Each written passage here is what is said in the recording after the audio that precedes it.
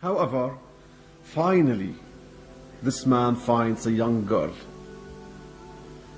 He goes to ask his father to accompany him to meet the girl and the family of the girl. The girl comes to meet the young man with his father. His father snatches some looks at the young girl. They go out after the meeting. The father tells the son, this girl is not good for you. This girl befits me.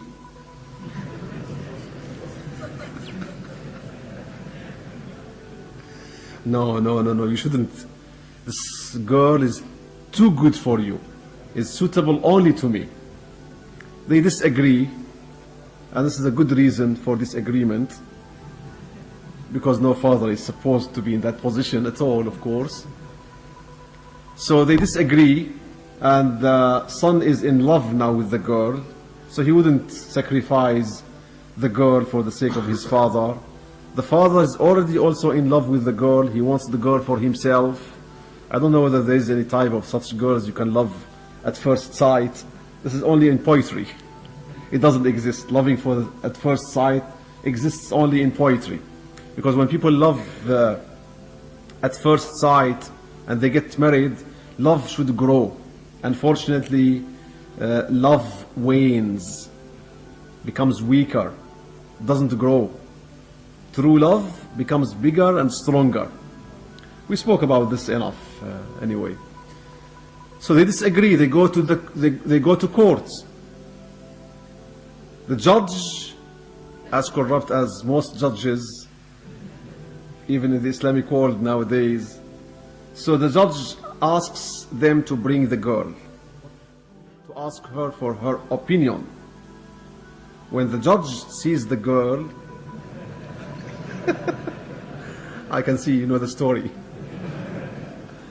So the judge falls in love with the girl. At one point or another, sometimes you have no control over your emotions. I told you this is just an imaginary figure, because it's only in the story. It exists in the story for the purpose of the story. But in reality, it doesn't exist. So the judge says, this girl is not good for any of you.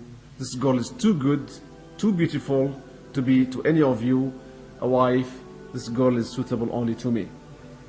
So they take the case to the ruler of the country, to the Sultan. The Sultan again brings the judge, the man, and his son, and the girl. When he looks at the girl, he realizes why they all fell in love with her. He falls in love with her and says, no, the girl should be suitable to me only. Now 4 people are fighting with each other. Every one of them wants to get married to the girl. Okay, next episode after Asr. Now 4 people are fighting for this young girl. She's actually wiser than all of them. She said to them, okay, I'll make a test. I'll run and you run behind me. The first person who catches me, I'll be his wife. So they all run and she runs. She runs and they're running behind her. She disappeared from their eyesight. She's running so fast. All of a sudden, they came, they saw a big hole,